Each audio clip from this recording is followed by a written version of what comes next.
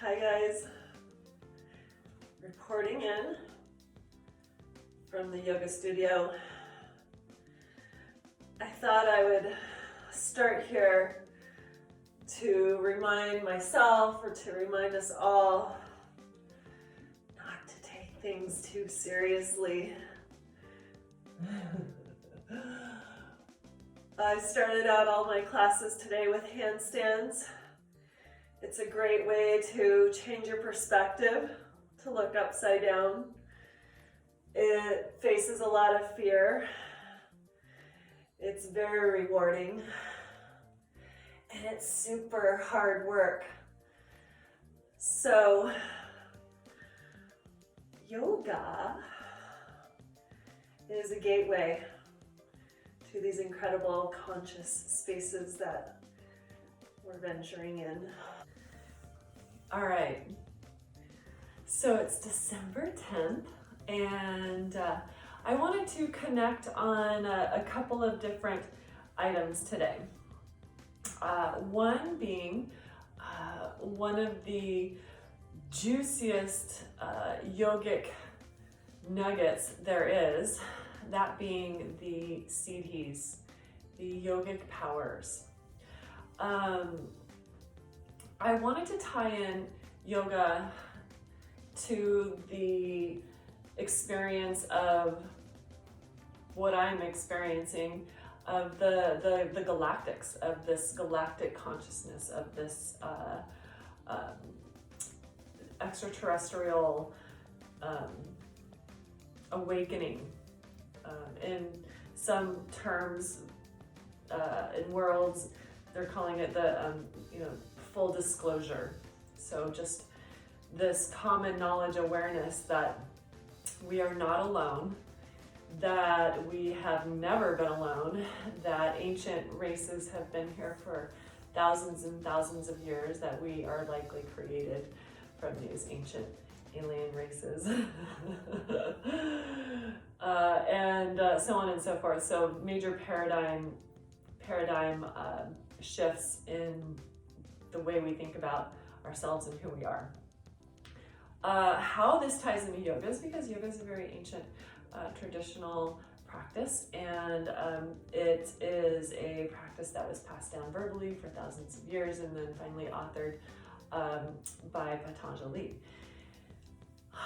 Written down, but he was not the original author. So why is this important? The yogic superpowers are inherent qualities that we all embody, and it's just a matter of unlocking the keys to open to them. And throughout yoga, throughout years and practices and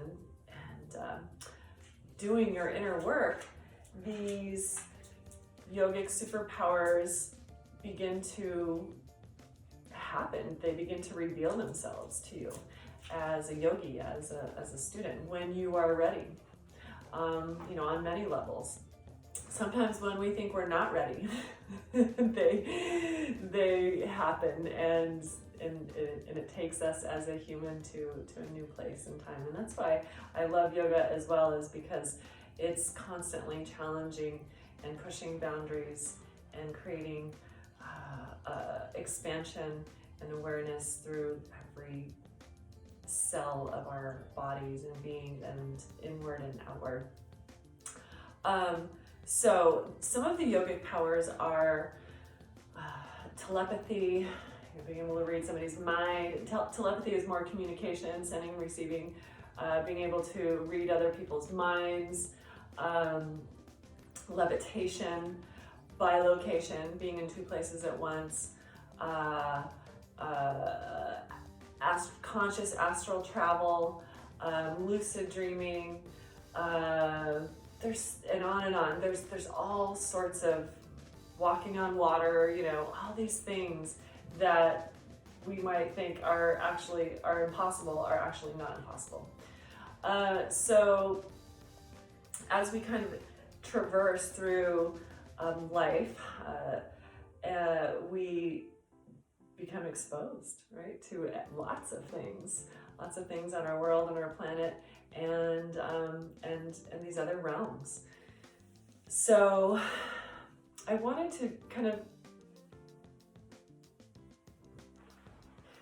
share that, you know, there's so many ways that this information has been passed on to us current human beings. You know, it's written in stone, there's giant pyramids and megaliths left behind, all these pieces to the puzzles for us to pull together, as well as to have our own experience, right? We don't want to just take some writing on the wall, literally, for what it is. We usually need to process it and experience something ourselves. So we have our experience, and then we see the writings on the wall, and then it all makes sense. So I feel like that's sort of what's happening with me.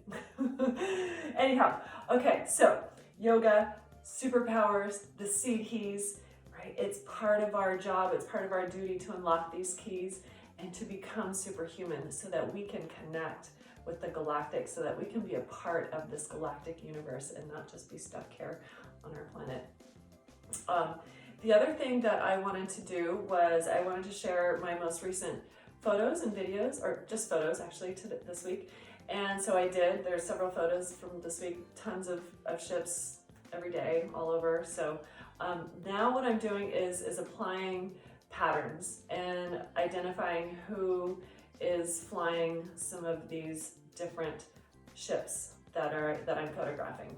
And so that was one of my original questions: is who's in these, who are on these ships, who's piloting them, what's going on. Some of them are drones. A lot of them are drones and sensors, and actually not piloted, but just like go out and are sensing and maybe doing scientific information gathering and so forth.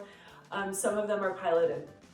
The ones that are piloted, I've asked for information on who exactly are piloting these ships. Who is everybody? Let's meet and greet. So they have obliged, and they've sent me images and dreams and information as to who's out there, and I can now sort of start to piece it together and apply it. So I want to share with you the patterns that I'm seeing, and that I'm doing my best to kind of figure it out and share that with you, that correlation. So one of the first beings that I was introduced to, one of the first pilots, is Makeda, and he revealed his face in the clouds, and he's a Pleiadian male pilot, and he's a protector, he's a warrior. He flies a stealth, a very stealthy kind of ship, a fighter ship. And I really like Makeda. He's kind of to himself. He has a very noble energy, and but he is very human looking. And so I had asked for a human looking face for the first real contact, so that I didn't fall into a fear-based energy pattern and, you know, get scared of some interesting looking being. So that was my first interaction. And I did share some of these photos with you, but I'm going to reintroduce them again so that we can all kind of put more of the pieces together. So Makeda, protector from the Pleiadians, he's a fighter, and he's got a little bit of a stealthy ship, so that's awesome. Tamika is an 8th dimensional Orion being, and he's kind of like E.T. from the movie E.T. He's a little different looking. He's a bluish grayish, and he's got little antennas, and he's wise beyond all measure. And then he is with Makeda often on the bridge, and he's like the engineer, and he helps to plot and map out where they're going, what they're doing, and he does a lot of operations and things like that. So you kind of want a guy like Tamika around. I wish I could have him here to help fix some things in the house. That's Tamika. And then there are the golden ones which I photograph often. And they, through Peter Maxwell Slattery, I have been able to find information that they are 6th to 9th dimensional beings. They are also warriors of light. They don't need ships. They are their own ships. They're kind of human form, but they've got these giant golden bat wings. And They're amazing golden energy. They're warriors. They've been through these ascension times before, and they're here protecting and overseeing and so forth. So very, very much guardians is the sense that I get. They are called Hara, H-A-R-A-H, Hara, the golden ones. I call them the golden ones. There is a new being that I've been in contact with recently through a dream, and he is a blue Palladian pilot, and a really cool guy. I don't have a name yet, but I definitely have an energy about him. And he appeared in one of my most recent favorite photographs in a rainbow. So that's tied him to that ship, and was a great contact. Could be from Andromeda, I'm not sure. Finally, there are the blue spheres, and so when I see the blue spheres, when I take photos into the sun with my Canon and with my really good lenses, it picks up these beautiful images. Now, some of the sun shots are terrible, they're awful, they blind me and then it does nothing. But sometimes these geometric shapes come in, the blue spheres move in and kind of shades over the whole image, and then all sorts of objects are there. The sun is known as a portal, and I know that some of these ships and beings, they map through the sun, right? That's one of their mapping points. So that's all really cool information, I feel like, as well.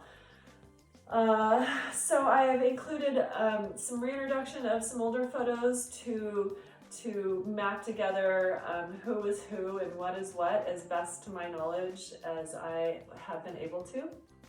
I hope you enjoyed this week's footage. I hope you enjoy the compilation, and I hope your hearts are open, your minds are open, and you take a yoga class today.